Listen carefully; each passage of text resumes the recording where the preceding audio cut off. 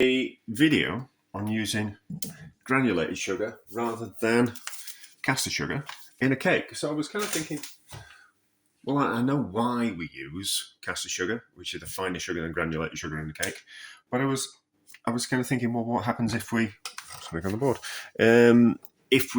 What actually happens if we use granulated sugar rather than a finer sugar? Because at some point in the world, in time, sugar used to come in a cone covered in blue paper, and people used to have to break bits off and grind it down themselves.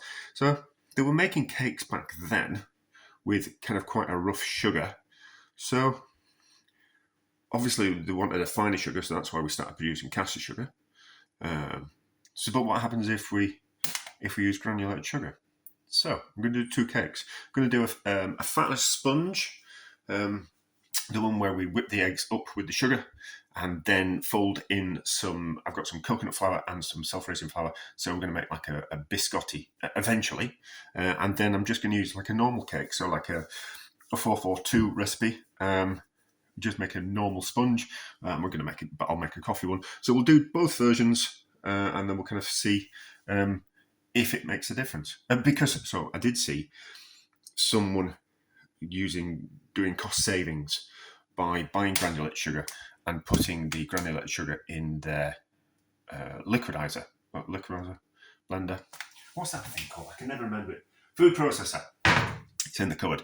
Food processor. But I kind of thought, well, that's gonna knacker up your blades, and not actually. It's actually going to cost you more in the long run because you have to replace these blades because they'll no longer be suitable for slicing the finer things down. Anyway, so let's make a bit of cake batter, and then we'll bake some cakes, and then we'll find out why. It's certainly whipped up. Doesn't seem to be grainy, so it looks like the whisking with the eggs has battered the sugar into dissolving. So self-raising flour and coconut flour.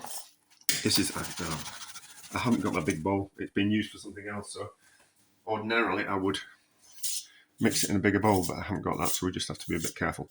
But you don't need to see this mixing bit, do you? This is going to work because the sugar has dissolved.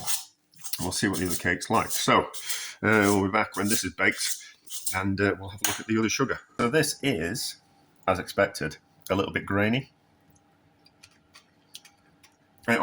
Really tasty. It crunches on your teeth. So I was kind of thinking maybe we should. I've used the hand beater. That sounds filthy. I was kind of thinking maybe we should put, as I've got, as the bowl's already dirty, maybe we could just transfer that into the bowl and give it a whisk using the Kenwood. And will it break the sugar up a little bit? But I'm also a little bit I'm also interested to find out what happens if the sugar is a little bit grainy. Sometimes when I've made cakes in the past, there is a part of the cake that's gone a bit fudgy where the mixture hasn't been mixed properly. And I always kind of thought, that's kind of quite interesting to replicate that and see how that kind of turns out. So do I whisk this up? Potentially, but we can always do the experiment again, can't we? It's not as if I'm going to stop making cakes, is it? So I haven't got space in the oven just quite yet. So let's finish off this cake as is. So the sugar's still a little bit grainy, and then we'll kind of see what the outcome is. I think that'll be interesting. So today's top tip: melt your instant coffee in a little bit of water before you add it to the cake, because if you try and just throw in the granules into the cake mixture, it doesn't want to melt into it. So you can have that tip for free. You would have thought I'd known better by now. Got to this stage in my life, and how many cakes I've always made. I should know better than that, shouldn't I? But we live and learn, hopefully. So, right. It's a little bit grainy, but we'll see how it turns out. Really, won't we? I need something to scrape that with. The only problem, there's always just, you need a spatula for the spatula, don't you? That's what the thing is. You know, otherwise we don't want to waste cake mixture. We don't like wasting food.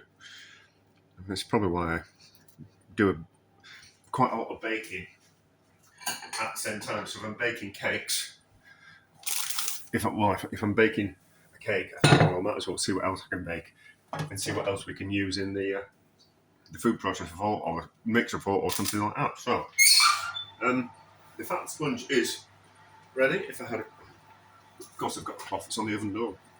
So fat sponge can come out, and the cake can go in. I would have thought it had risen more than that, but not to worry. So we'll cut into that when that's ready, when it's cooled, and we'll cut into the other cake when that's cooled as well. Let's cut into these cakes. Might be a bit overcooked, that one, but I quite like it crispy on the outside, if I'm honest. It's all right. It's a little bit moist. It's a little bit like not cooked down the bottom. I wonder if that's why, because of the granulated sugar. It's not bad.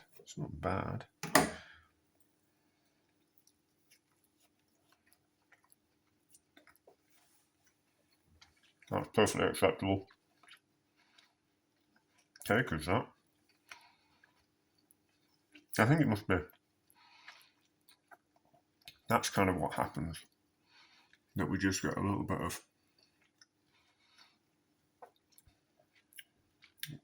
not like denser. So I think probably the caster sugar helps with the rise. You know what I mean? It's less dense, so there's more rise to it. But we know if we're desperate now that we can use granulated sugar in the cake.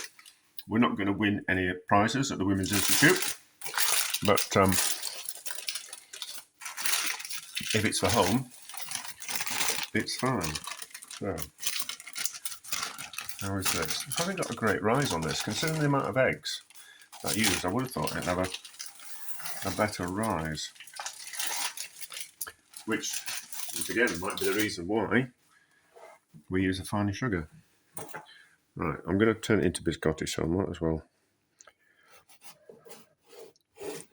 cut it into lengths. So that's not bad. That's not bad. I mean, you couldn't taste the sugar had dissolved when once we whipped it up in the eggs. So it's a little bit dense, not just as. It's fine. It's fine as that. That'll make nice biscotti. But I just think it's down to the rise. But there we go. So, granulated sugar in cakes.